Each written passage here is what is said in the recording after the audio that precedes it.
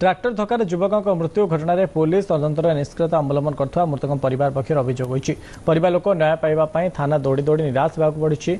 Police पक्षपातिता नीति अवलंबन करथवा परिवार लोक जानिबा परे शेष कोर्ट द्वारस्थ होइछन्ति। सूचना अनुसार चलित मास 13 तारिख दिन जाजपुर थाना अधीन अकरपड़ा पंचायतर आंदोल ग्रामर विनोचरण लेखा पुओ अभिजित लेखा राति बंधु सह एक स्कूटी जोगे जाउथिले। वासुदेवपुर ग्राम निकटर पछर आसुवा द्रुत गति एक ट्रैक्टर स्कूटी को धक्का देवा फल उभय स्कूटी पड़ जाते।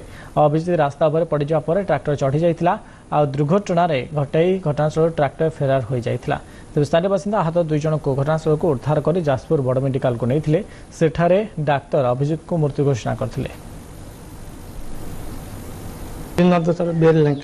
पुओ जाऊला झील घर को जाऊला बसारे रही ये पछर जो ट्रैक्टर पाकुआ सामल ट्रैक्टर पछपटू फिटिला सी पड़गला जमी गाड़ी चढ़ीगला पूरा मृत्यु।